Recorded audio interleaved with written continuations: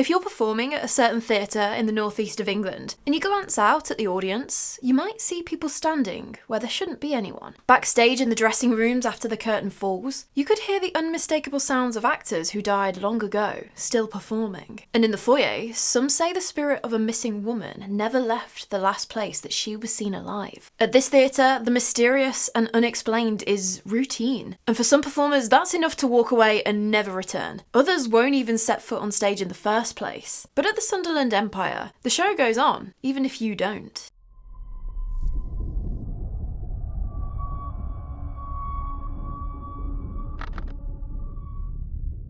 The Sunderland Empire was actually initially called the Empire Palace, and came about thanks mainly to a guy called Richard Thornton. He had started out busking on Marston seafront, but eventually worked his way up to managing and turning around entertainment venues like music halls and theatres, that sort of thing. And he was actually pretty good at it, so much so that he made a decent amount of money from it, which then meant that he could get into partnership with some big names in British theatre at the time, Edward Moss and Oswald Stoll. In this partnership, they created a chain of Empire Palaces throughout the north, offering quality live entertainment with ticket prices being affordable for the working class. Richard Thornton, though, he had big, lofty goals, and he quickly started to feel almost stifled in this partnership. He wanted more freedom to do what he did best, and so he set about opening his own theatre, an Empire Palace again, but this time in Sunderland. Construction began in 1906, with the foundation stone being laid on the 29th of September by Vesta Tilley, a huge name at the time who was famous for her male impersonation acts. The next year, after spending £31,000 on the build, about £3.2 million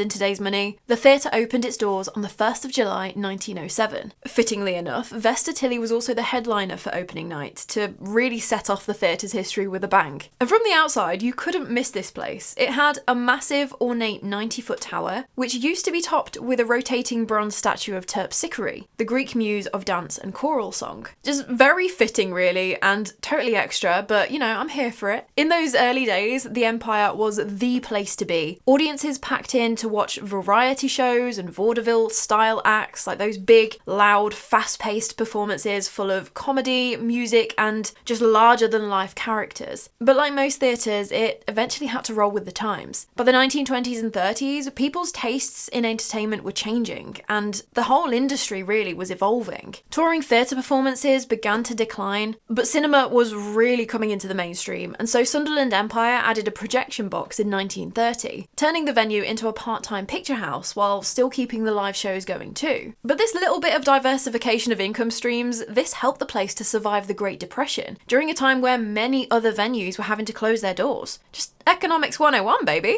But right around the corner was World War II.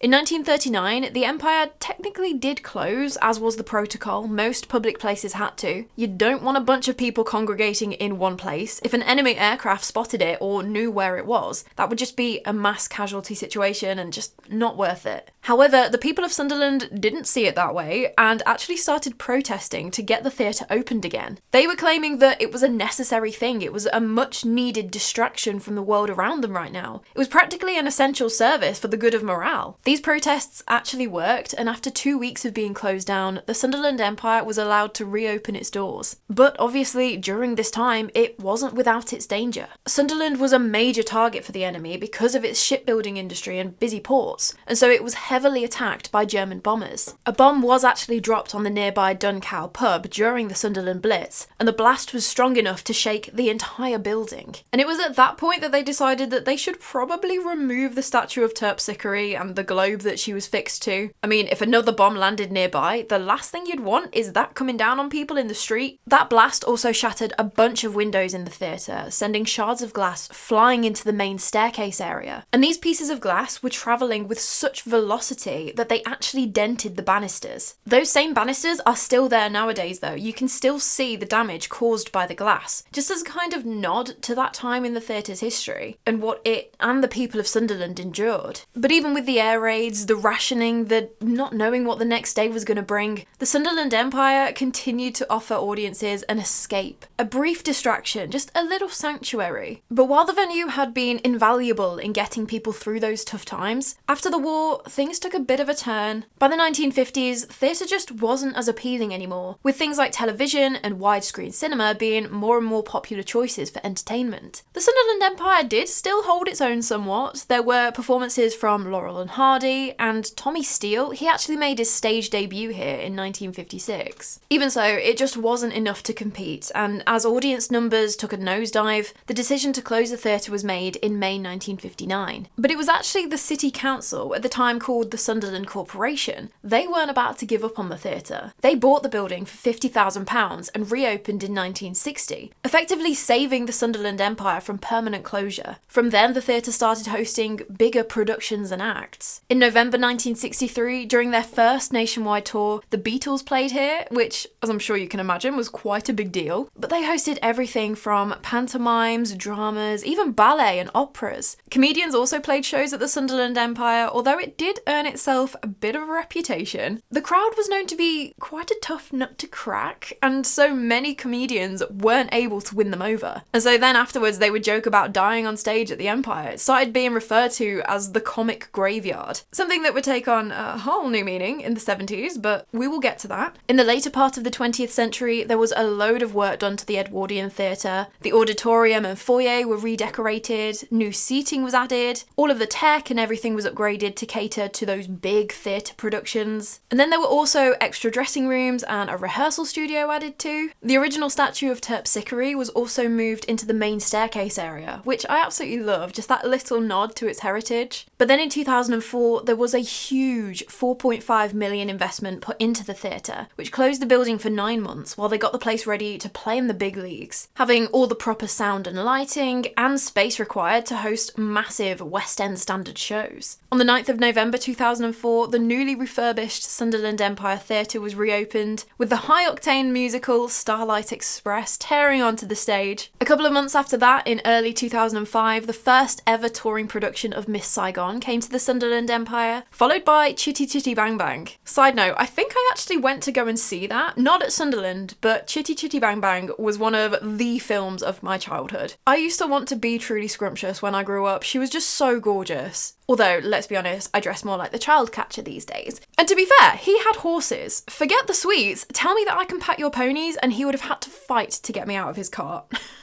But anyways, nowadays, the Sunderland Empire Theatre is going just as strong. It's hosted huge shows like Wicked, Matilda, The Lion King, War Horse. Oh my goodness, War Horse. I've seen that in theatre multiple times. I cry every time. When Joey goes from being a foal into a big old boy, waterworks. And so if you want to see a big production that's touring, chances are it will probably end up at the Sunderland Empire Theatre at some point. But there's one particular performance which seems to have left its mark on the place. And no, it's not Phantom of the Opera, although you're only half wrong there, really. Because according to legend, one actor brought the house down and then never really left. We need to talk about Sid James. And if you don't know who he is, Sid James was a beloved British actor and comedian who starred alongside huge names like Alec Guinness in The Lavender Hill Mob and Sean Connery in Helldrivers. But he was also hugely popular in his own right, becoming a household name on the TV shows Hancock's Half Hour and Bless This House. That said, a lot of people remember him best for the Carry On films, starting with Carry On Constable in 1960. From then on, he was a staple of the series. On the 26th of April 1972 though, Sid James was starring in a farce called The Mating Season, and it was opening night at Sunderland Empire. So it wasn't opening night of the tour, it was just like the first night that they were there at the theatre. And a farce is a type of comedy that leans into the absurd. Over-the-top situations, misunderstandings, and a lot of physical humour. Very slapstick, very chaotic, and very much the kind of comedy that Sid James was known for. The first act went off without a hitch, everything was all good,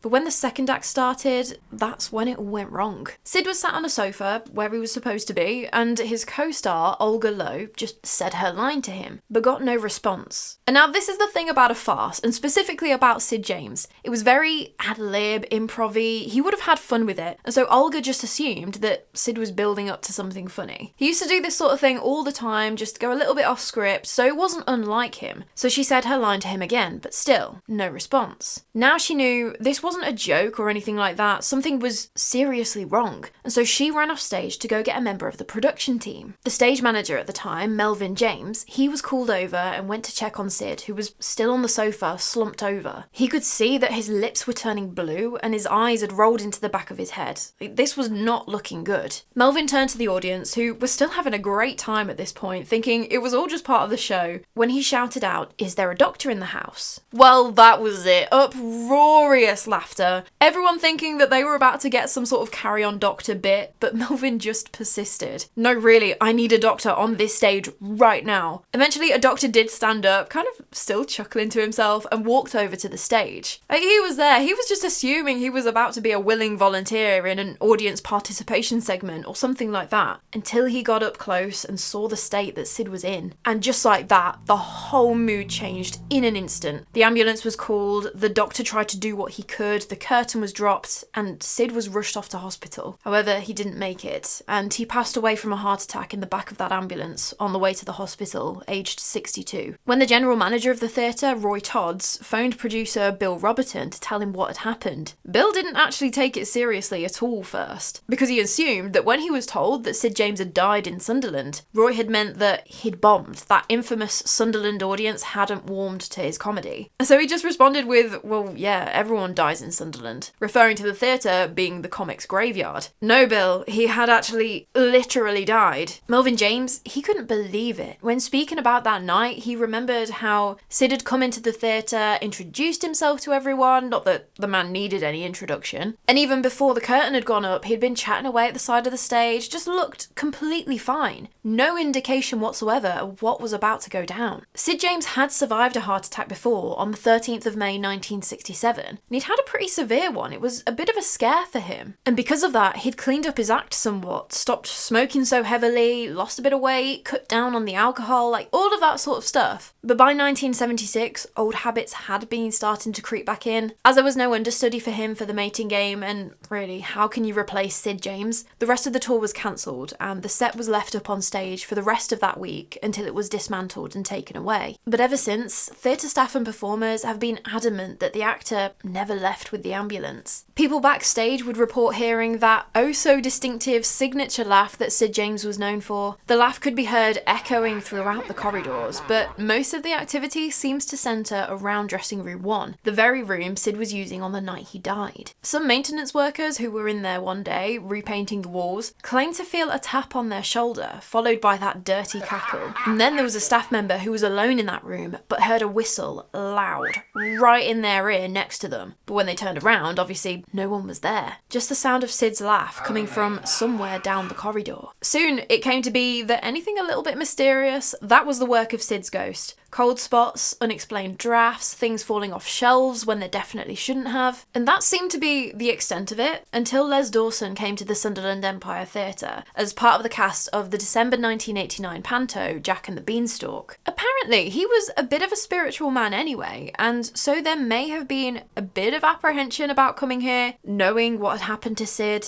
Not that he was under any impression that there was a curse or something that any actor who stepped on stage was gonna die, but you know when you can just feel a bit uneasy about going to a place, when you know what has happened in the past there, if someone died in a particular spot or what have you. I think it was more just like that, but ever the professional, on with the show kind of thing, Les Dawson arrived at the Sunderland Empire Theatre. But just to put the guy even more at ease, while he was already apprehensive about the place, Les was given dressing room 1, the same one that Sid James used before his final show, and the one where all of the strange activity had been reported. Whether Les had heard the ghost stories or not, we don't know. That could have certainly played into that apprehension. But apparently, while Les was sat in the dressing room, alone, he had an encounter that terrified him so much, it went down as supposedly being the worst experience of his entire life. The story goes that he was sat in front of the mirror and he heard that famous, unmistakable laugh that Sid James was known for. He instinctively just looked up, straight into the mirror, just checking that he definitely was alone in the room, no one had popped a cheeky speaker through the door to play a prank on him or anything that absurd. But as he looked up, he he locked eyes with the figure of Sid James standing directly behind him. There was the aroma of whiskey in the air, something that Sid had actually been drinking pretty heavily towards the end. And apparently Sid looked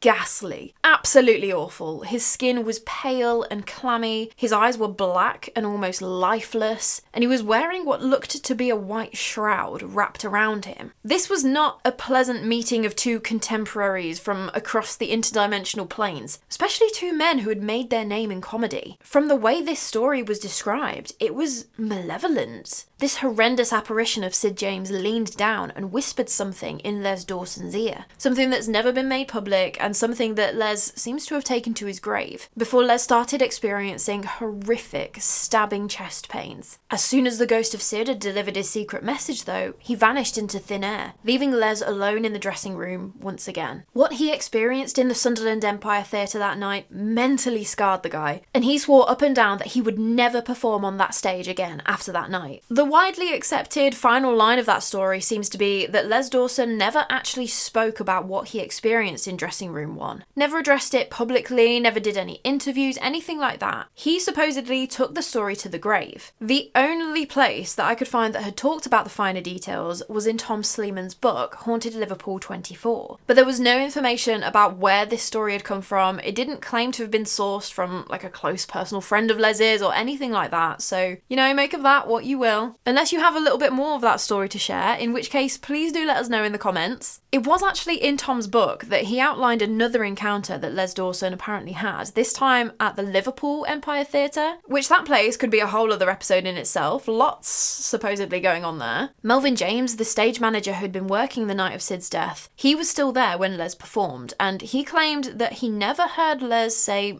anything about an experience while he was there, anything like that. But then what was interesting was that in a biography about Sid James that came out in 1995, so 2 years after Les Dawson had died, of a heart attack by the way, so sharp chest pains, it was stated that multiple people in the audience that night, watching the Jack and the Beanstalk panto at the Sunderland Empire, they noticed that Les didn't look himself. Allegedly, he kept on looking over his shoulders towards the wings of the stage. He seemed to be shaking too, just not at all like himself. But I will just throw this out there, I don't know if that's a bit of memory distortion going on. Did the audience that night really clock that Les was looking a little bit shaky, or did they hear the ghost story later that had already been well doing the rounds by that point and go, oh yeah, come to think of it, he was a bit off his game that night? I don't know, just another side of the story for you to think about, I guess, as we don't have any more reliable information about that night really. But it's not just Les Dawson who we need to talk about. Barbara Windsor didn't even get to the point of potentially experiencing the ghost of Sid James. She was reported as refusing to ever set foot on the Sunderland Empire stage ever again after his death. Whether that was to do with not running into his ghost, or more to do with the fact that the two were extremely close, having a pretty out in the open affair, and that actually, according to Barbara's own words, in her autobiography that came out in 2000, her breaking off that affair 16 months previous to his death was the reason that he had turned back to drinking, even though he knew it would kill him, because he'd even told her that he wouldn't last a year without her. So I think for me personally, it sounds less like a paranormal reason and more like, I don't know, it would have just hurt too much, which I can completely understand that reaction. When her touring stage show Annie Get Your Gun arrived at Sunderland, apparently an understudy stepped in and took that date so she wouldn't have to. But Sid James isn't the only performer said to still be lingering at the Sunderland Empire Theatre. Some say that Vesta Tilley, the superstar of her time, who you'll remember headlined the opening night back in 1907, she's supposed to have come back here now too. Staff members have reported seeing a female apparition dressed in a top hat and tails, wandering around the foyer or in the corridors near to the stalls when the theatre is supposed to be empty, completely closed for the evening, everyone's gone home. And so that's an interesting detail because Burlington Bertie was one of her characters that she would perform as part of the whole male impersonation routine she did. And so a woman wearing such genteel attire, that's something that wouldn't have been an uncommon sight when Vesta Tilley was performing at the Sunderland Empire. Some people have claimed to see her around the bar area or near the exits, but if you try to approach her, she just vanishes into thin air. She does seem to appear a lot around the stage though, which, I mean, that makes sense. But the youth theatre group who use the space, they will often comment on it, just asking, oh, who was that just walked across the stage? To which the staff will reply saying that there's no one else there but them. And there was one story that came from a BBC interview with a staff member back in 2024. And this had happened. Some of the kids in the youth theatre group had seen this woman in the top top hat and tails walking across the stage. The staff member had said, like, no one's there, which already in itself, that's creepy enough. But then later on that day, this same staff member was doing a venue tour, so taking a group of people on a tour around the theatre. And they got to the space underneath the stage. This part had been locked off all day, no one had been down there working or anything like that. But when she led the group in, the radio was on, playing early 1900s, very upbeat jazzy music. Not something you'd normally hear on a radio station. I don't think there are many, if any, radio stations playing that kind of music hall genre out there.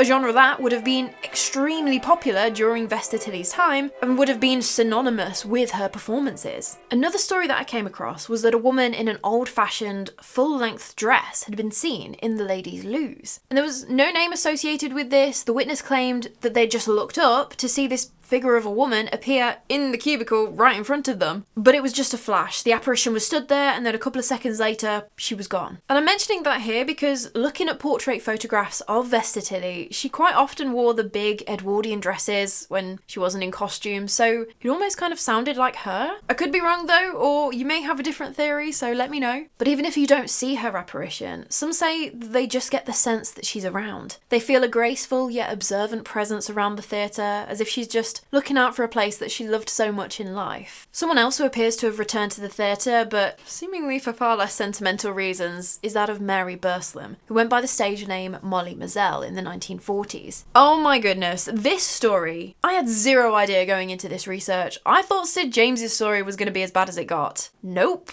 I'm going to call her by her stage name Molly, as that's the name most associated with her and with the theatre, but she was primarily a dancer. Similarly to a lot of people working in theatre though, just being a dancer wasn't enough to pay the bills, and so she had to take on other work to keep the lights on. She was still able to get work in just a different part of theatre production though, and so in January 1949, she was working as an assistant stage manager on a touring show, Ivor Novello's The Dancing Years. On the 14th of January, during some time off, Molly mentioned to her landlady that she was just nipping out to run an errand. Whether that was to post a letter or to buy a birthday card for the leading man of the production, Barry Sinclair, it depends what version of the story you come across. And she lived behind the theatre, which was obviously a super popular place to rent with performers and theatre staff, you know, like easy commute and all of that. And so another staff member, a dresser called Tom Kershaw, so one of the guys helping with costumes and whatnot, he looked out from his flat that was nearby and watched Molly walk off across the road and out of sight. She was wearing a bright orange jacket and orange trousers, so pretty unmissable, but that was just the sort of person she was. She loved wearing bright colours. And so it's pretty reasonable to assume that that's the reason that Tom would have remembered seeing her. That would have stuck out. But Tom Kershaw is known to be the last person to see Molly Mazzell alive. She was 33 years old when she disappeared without a trace, never to be seen alive again. Police investigations were obviously launched when she was noticed to be missing. Newspapers reported her story, asking for anyone to get in touch if they had any information, but she was never found. People started to speculate on the circumstances surrounding her disappearance, and it was soon brought up that Molly's history in the relationships department hadn't been without its dramas, shall we say. She had been in a long, complicated relationship with comedian Bunny Doyle for 16 years on and off, while he was married. Although divorce wasn't exactly a straightforward thing back then, so while his marriage had broken down, it had just never been made official. That relationship had come to a definite conclusion though when Bunny apparently fell for another actress while they were working together during panto season, and so had well and truly dumped Molly. Not long after though, she started seeing Walter Hattersley, who was a wealthy hotel owner in Sheffield. He was an older guy, obviously very successful in the hospitality industry, but it didn't seem like they were on the same page with the whole situationship. Walter actually bought Molly a very nice, very expensive ring, which apparently cost about £200, about £6,000 in today's money, to which she thought it was much too nice to wear and risk losing, anything like that, so totally fair enough though.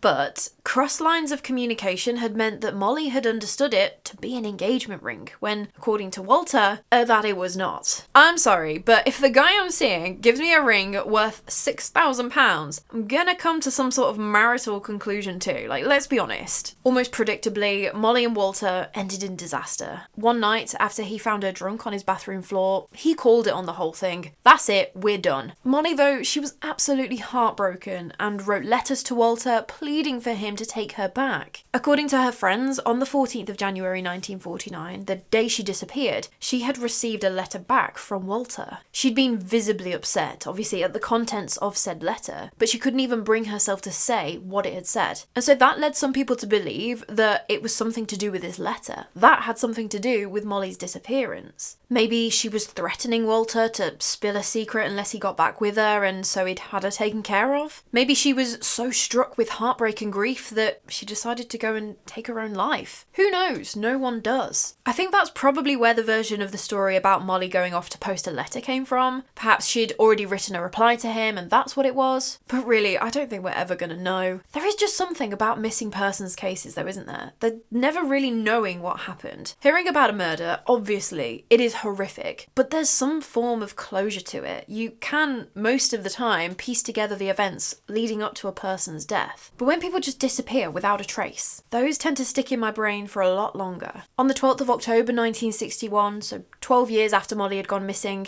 the badly decomposed torso of a woman with part of her leg still attached was pulled out of the River Ware, which runs through Sunderland. The police assumed that it had been buried in a shallow grave and just forgotten about, but because it had been raining a lot recently, it must have been washed out and come down the river. An inquest was held and it was found that the body belonged to a woman aged between 25 and 50 years old. And so from that, it was posed that maybe it was the body of Molly Mazel. But as it was the early 60s, there was literally no way to prove it, no DNA testing, and so the remains were laid to rest 5 days later on the 17th of October 1961. But ghost stories at the Sunderland Empire Theatre concerning Molly Mazel, they started almost immediately after her disappearance. No one even knew for sure what had happened to her, but some were convinced that she'd either been murdered or had unfortunately killed herself and was now back at the theatre. Ever since about the 1950s, there was apparently a female apparition in a white dress seen, particularly around the dress circle and the bars. And this led to her being named the White Lady, with her ghost being blamed for everything from doors opening and slamming for no reason, disembodied footsteps, and unexplained cold spots. Obviously, reporting this in the 50s, this is way before Sid James's time. But these cold spots sometimes got so bad that there was one story of a bartender who felt this distinct chill, like a block of ice had just moved right up close behind her. And she'd obviously quickly realised that it wasn't caused by air conditioning or any of the drinks fridges or anything like that. And so she'd just politely asked out loud for the ghost to please leave her alone so that she could work in peace. Others say that they're overcome with this strong feeling of sadness. They could be having the best day and then boom, mood totally switches and they feel really down. What I find really interesting though is that if she was a woman and known to dress quite brightly, I mean she was wearing an orange jacket and trousers when she went missing, I just find it interesting that she supposedly came back wearing a simple white dress. And so then maybe that's getting more into being symbolic. Maybe it symbolises her heartbreak and grief at the relationship breakdown or something like that. Some people did claim to see this woman in white holding an envelope, which then again fits into the story. But there was an encounter in 2016 that happened when there was a little boy visiting the theatre with his family to watch Joseph and the Amazing Technicolor Dreamcoat. He just came out of the men's toilets and casually mentioned to a staff member nearby that a helpful lady called Molly had a chat with him in there and she was really nice. Credit to your staff that, Molly. Very lovely, very approachable. I don't know how old this kid was, but he'd never been to Sunderland before and had zero idea about the ghost story. The staff member just looked back at him like,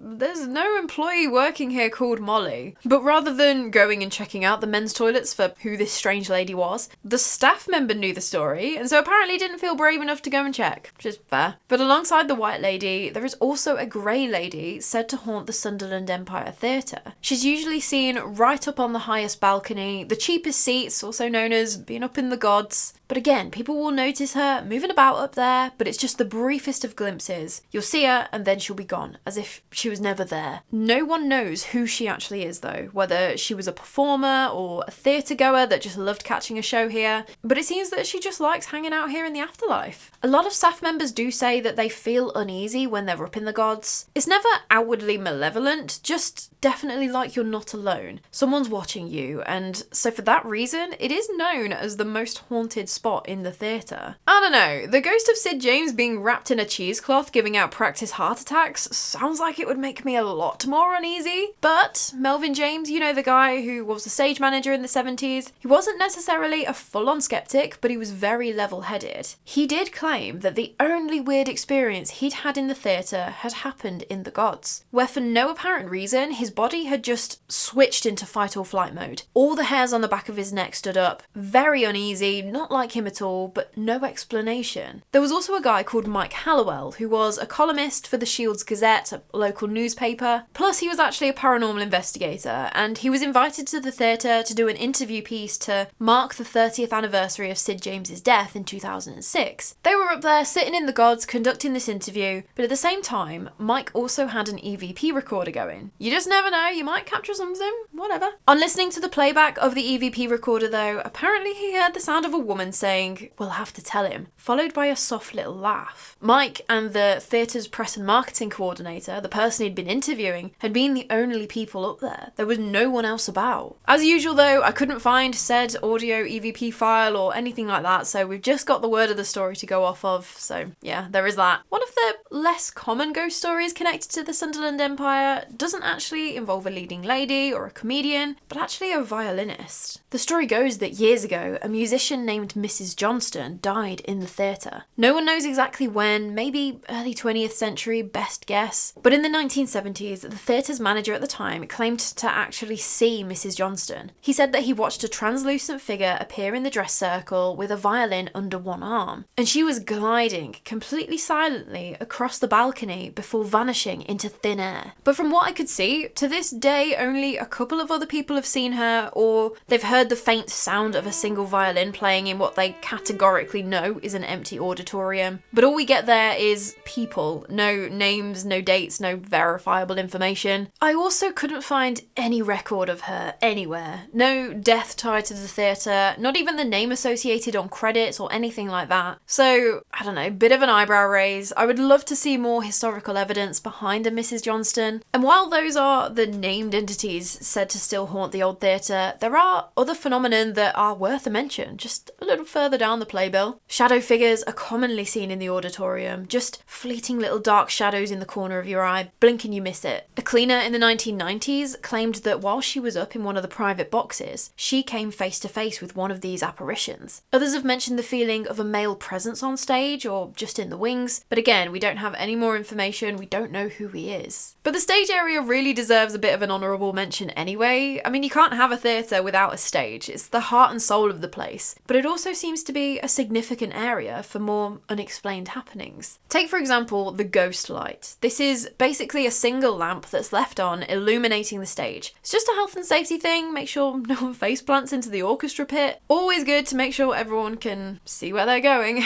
But there is also some superstition around it, and that by leaving the lamp on, if there are restless spirits haunting the theatre, they'll get to have their turn when the ghost light is on, so they won't interfere with the production. But the Sunderland Empire Theatre takes this a little further, because apparently, on more than one occasion, the ghost light has switched itself off in the middle of the night. No bulb blown, no faults, nothing like that, just off. Other times, the light has been moved, even though no one was around to do it, and also there's literally no reason to move it. So that led to a lot of staff claiming that it must just be the ghosts messing about with it. But it's kind of said in a way like, oh, anything goes wrong, blame it on the ghosts. Like it's that level of seriousness. But then there are very distinct disembodied footsteps heard around the stage too. When the auditorium is empty and the house lights are down, everyone's gone home, you're just closing up or whatever, you might hear creaking across the stage floorboards, as if someone's pacing up there, but when you look, there's absolutely nothing there. Other times, the footsteps will stop halfway across, as if an actor has moved to his mark, awaiting his cue or something. And I guess you could just say like, oh, well, they're floorboards, they're settling or whatnot, expanding and contracting and all of that, which yeah, fair enough. But then what about the times when you start to hear mumbled conversations coming from the seats facing the stage? Just little snippets of voices, maybe a bit of laughter, even though you're all alone in the auditorium. Oh, that would be enough to give me chills, I tell you. But what I would absolutely draw the line at would be something unseen calling out my name, which is what some staff members have claimed has happened to them in the past. Even though they know that they are totally alone, no colleague shouting for them, nothing like that. That just makes me so uneasy to think about though. That level of personal connection with something you can't see, someone you don't even know is there, but they know your name. I don't rightly know how I'd feel if that ever happened to me. Some staff members have also claimed to hear disembodied whistling coming from the back rooms behind the stage, and this phenomena is really interesting because way back in the day, the theatre would have hired sailors to come off the docks and do theatre work. And these guys, they had a whole set of whistles that would mean specific things when they were on board the ships. One whistle to bring the sail in, another to call them in to receive orders, another to say dinner's ready, all of that. Well, they translated these whistles into the theatres, and so a particular whistle would mean bring the curtain down, another to change that set piece, like things like that. And so it became a rule in theatre that you shouldn't ever whistle unless you mean it. Not only was it thought of as bad luck, but also don't mosey across the stage vibing, whistling a tune, or you may well end up with a set piece landing on your head, you know? Obviously, as time went on, that system of communication was retired, but those whistles are still heard, even though there's no one living around to make them. So whether it is Sid James still cracking jokes from beyond the grave, Vesta Tilly checking in on her old stomping ground, or some sailor ghost whistling for a scene change that's 100 years too late, if these stories are to be believed, the Sunderland Empire isn't short on ghost stories. But maybe it's all just theatre folklore. Maybe it's all in the acoustics and the overactive imaginations of people who know the stories. Or possibly, some performances really do go on forever. So if you ever find yourself standing centre stage late at night, illuminated by that one ghost light, maybe just give a little bow, just in case you're not alone. Man, if I ever found myself alone in a theatre auditorium, knowing the ghost stories or not, my overactive imagination would have me convinced I was seeing ghosts in 3 seconds flat. As for the Sunderland Empire specifically, I have no doubts that it is haunted. I cannot believe that it has taken me 18 months to cover a haunted theatre. That's right, isn't it? I've not covered a haunted theatre before, I don't think. Look at me, I've done too many now, I can't even remember them all.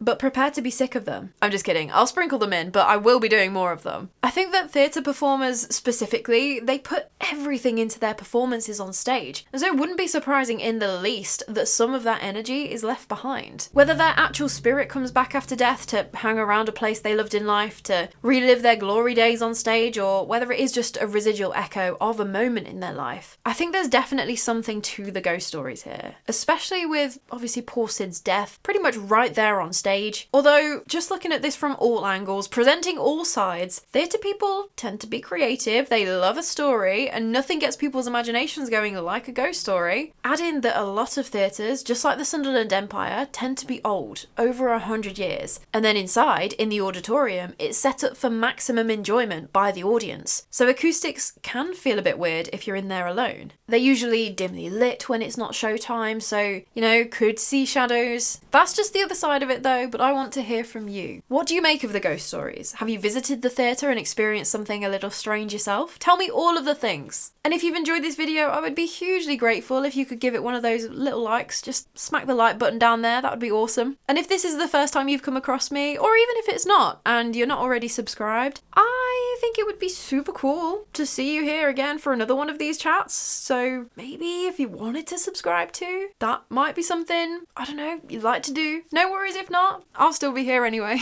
But that is all from me today. Go get a drink of water. I need you to stay hydrated, please. You cannot go on stage with dry vocal cords. No one wants to hear that. Trust me, that's the reason I get through one of these each recording. I cannot wait to chat with you more about the morbid, mysterious and macabre. So until next time, sleep safe. Do you want to tell everybody what you're cooking? I'm cooking a pork shoulder. It is a mighty 2 kilos and it's my first smoking of meat. So everyone at the barbecue tomorrow is going to either smiling because they mean it or smiling because they don't hurt my feelings. Yo, Malcolm Reed, and this is how to barbecue right.